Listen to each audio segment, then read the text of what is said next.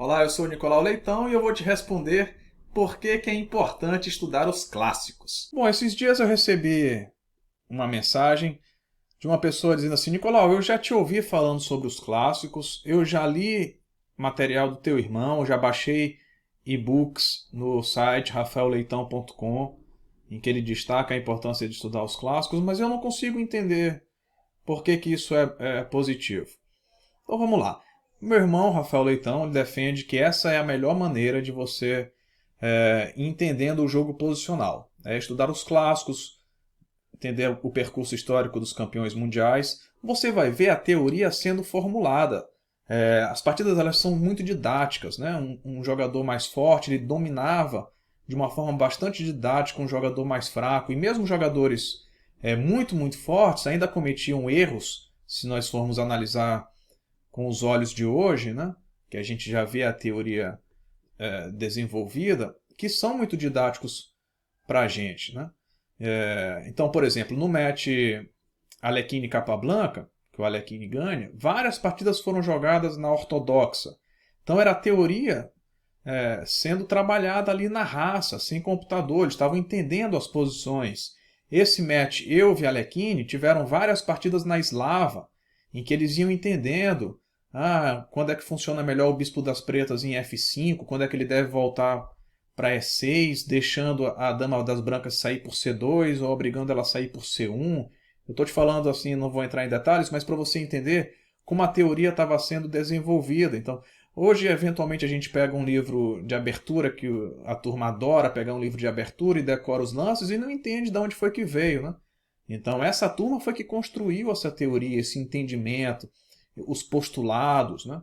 Então, você estudar esse percurso histórico, isso vai te dar esse repertório de jogo posicional, além de partidas que, sim, eram muito bonitas do ponto de vista do cálculo.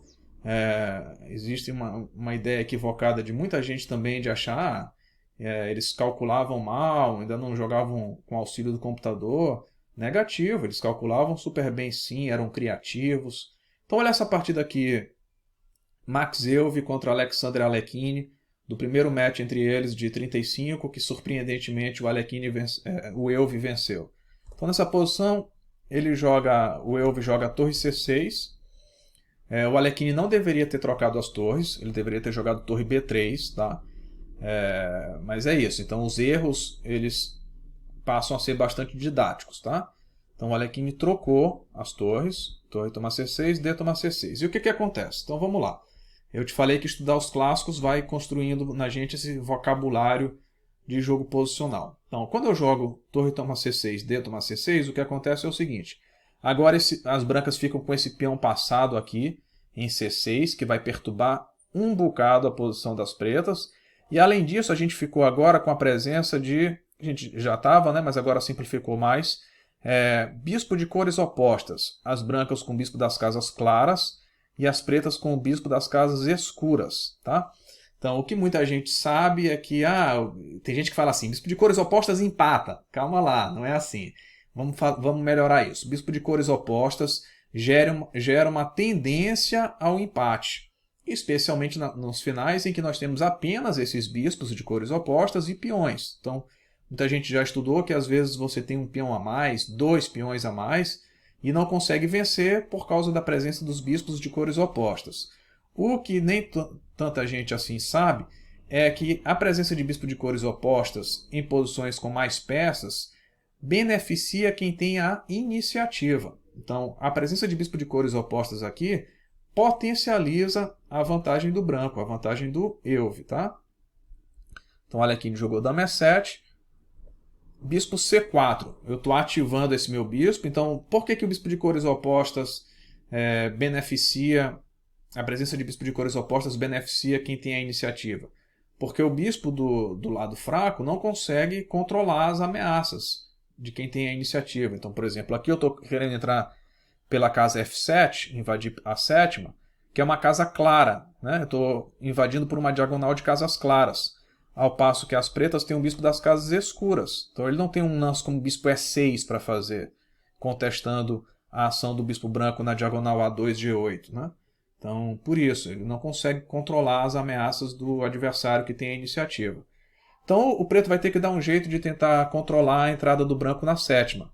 Mas ele precisa calcular. Também tem outra ideia equivocada de que em posições mais simplificadas você para de calcular. Negativo, você tem que calcular até o fim.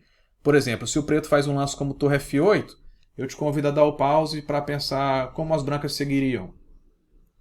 Então o branco já pode arrematar aqui. Dama toma F8, dama toma F8, torre toma, rei toma, C7. E o preto não tem como controlar a promoção desse peão branco aqui em C8. De novo, o bispo de casas escuras não consegue controlar. Tá? Se o preto faz bispo F6, por exemplo, como é que você seguiria?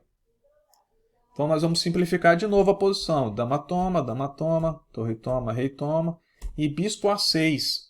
E as pretas não vão conseguir de novo segurar a promoção desse peão. Tá? Então o Alekhine calculou tudo isso e jogou o rei H6. Agora o Elvio faz mais um lance muito forte mesmo. Dama H1.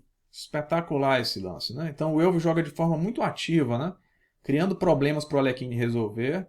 Então, mesmo numa posição um pouco mais simplificada, mas nós temos peças pesadas, né? Dama e torre, esse bispo perturbando na diagonal. Então aqui eu criei um raio-x da dama com o rei. Estou querendo jogar rei G2, cheque descoberto, né? Então o Alekhine jogou torre B2, controlando a casa G2, não deixa o Elvio fazer o descoberto, não deixa o rei sair da frente da dama. Mas agora eu invado a sétima, torre F7. Vou dar uma adiantada aqui, o Alekhine jogou dama E8, C7. Então, percebe que nós estamos combinando isso. A posição vulnerável do rei preto, bispo de cores opostas e peão passado, forte peão passado das brancas.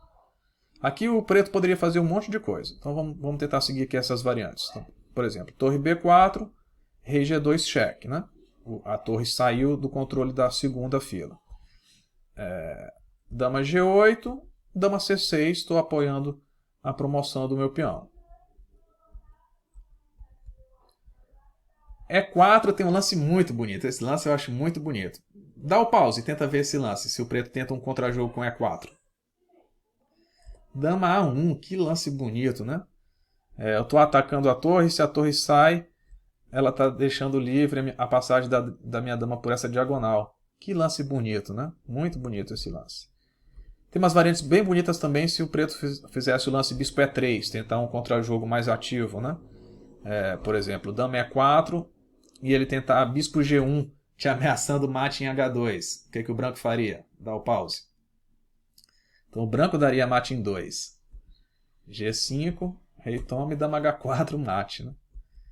Então realmente assim, é uma posição muito rica, muito didática. Né?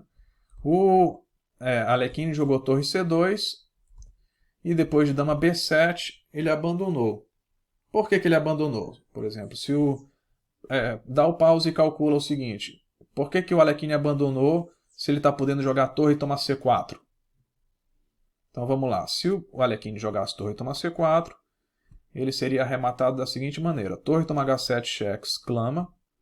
Porque agora, depois de rei toma H7, eu jogo C8, dama, cheque descoberto. Então, vê que posição realmente fantástica. Essa partida é muito didática. Incrível, né? Então ela é um exemplo muito didático de por que a gente tem sim que estudar os clássicos. Estudar os clássicos vai enriquecer o nosso vocabulário de jogo posicional, tá certo? Então se você gostou do vídeo, entendeu melhor a importância de estudar os clássicos, você deixa seu like. Se você ainda não for inscrito, você inscreve no canal e dá essa força para o professor Nicolau.